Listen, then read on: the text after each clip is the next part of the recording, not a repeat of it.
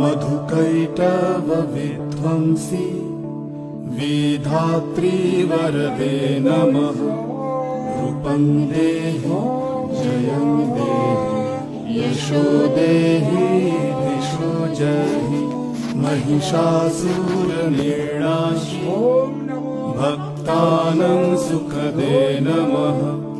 रूपं देहि जयं देहि यशो देहि दिशो जहि। धूम्रनेत्रवधे देवी धर्म कामार्थदायिनी।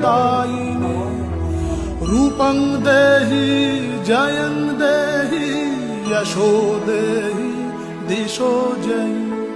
रक्तबीज वधे देवी चण्डमुण्ड विनाशिनी।